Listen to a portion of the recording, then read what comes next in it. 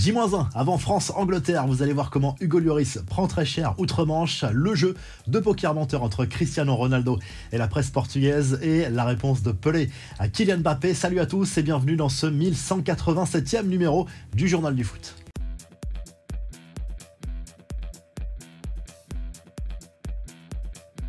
L'actu des Bleus avance France-Angleterre samedi en quart de finale de la Coupe du Monde. Didier Deschamps procède aux derniers ajustements tactiques. Même chose du côté anglais. La presse anglaise pense avoir identifié le talon d'Achille des Bleus. Le Télégraphe n'est pas tendre avec Hugo Lloris, le gardien de l'équipe de France, présenté comme celui qui pourrait empêcher l'équipe de France de conquérir un nouveau sacre mondial du côté du Qatar. Le gardien de Tottenham est même présenté comme un gardien moins bon que Jordan Pickford. On laisse aux Anglais la responsabilité de ses propos et on verra sur le terrain ce qu'il se passe. En conférence de presse, Youssouf Fofana, côté tricolore, est passé devant les médias. Il a raconté notamment son passé de livreur de pizza en début de carrière, passé par l'INF Clairefontaine. Il a eu du mal à percer dans le milieu professionnel à ses débuts et il a dû travailler pour gagner sa vie à côté et continuer de rêver de devenir footballeur professionnel. Ça m'a permis de garder les pieds sur terre. J'aime bien y repenser, à lâcher le milieu de terrain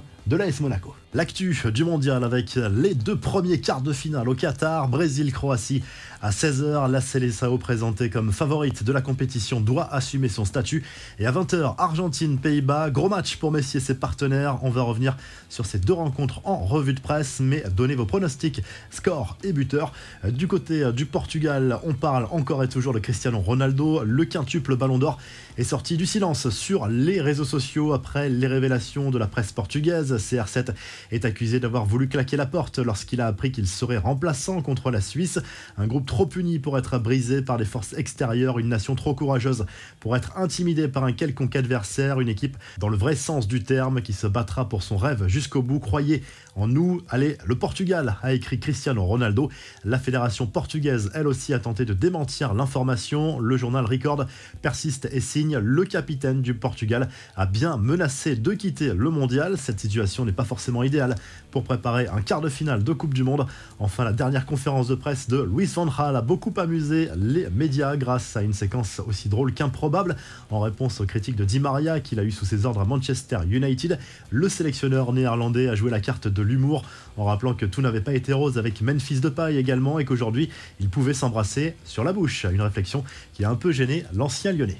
Allez, on passe aux rumeurs et infos du mercato. Nasser El Khelaifi continue de draguer les joueurs anglais après Jude Bellingham. Le boss du PSG a ouvert la porte à une potentielle arrivée de Marcus Rashford dans le futur. Le contrat de l'attaquant de United expire en juin 2023.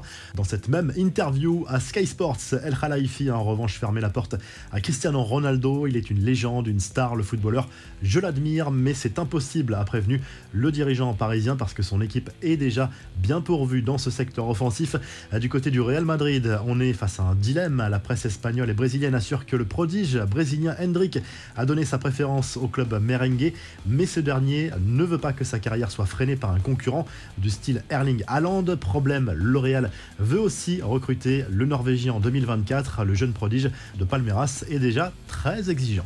Les infos en bref, retour imminent pour Karim Benzema. Selon Carlo Ancelotti, l'attaquant français va faire son comeback à l'entraînement ce samedi. Le buteur merengue a eu quelques jours pour décompresser en vacances, mais retour aux choses sérieuses. David Alaba signe lui aussi son retour. La réponse de Pelé à Kylian Mbappé, actuellement hospitalisé pour combattre un cancer du côlon. La légende de la Seleção a remercié le buteur des Bleus pour son message et le félicite au passage pour son record battu lors de cette Coupe du Monde au Qatar. L'attaquant français est devenu à presque 24 ans le plus jeune joueur à atteindre la barre des 9 buts en Coupe du Monde, devançant justement Pelé. La revue de presse, le journal L'Équipe se penche sur les quarts de finale du mondial au Qatar, disputés ce vendredi. Les Brésiliens et les Argentins sont forcément sous pression. Ils sont les favoris de ces deux confrontations. Lionel Messi et Neymar rêvent de poursuivre leur rêve d'aller chercher une couronne mondiale au Qatar. Du côté du Brésil, justement, on retrouve Vinicius Junior et Neymar à la une du journal Extra avant ce quart de finale entre la Seleção et la Croatie. C'est un premier gros test pour les Brésiliens dans cette compétition. Et du côté de l'Argentine, le journal El Hincha se penche dans le détail sur ce duel entre l'Argentine et les Pays-Bas avec un doute sur la titularisation de Rodrigo De Paul au milieu de terrain. Lionel Messi, lui, sera bien là dans le 11 de départ pour essayer de porter l'Argentine vers le dernier carré de cette compétition. Si le journal du foot vous a plu, n'hésitez pas à liker, à vous abonner pour nous retrouver très vite pour un nouveau journal du foot.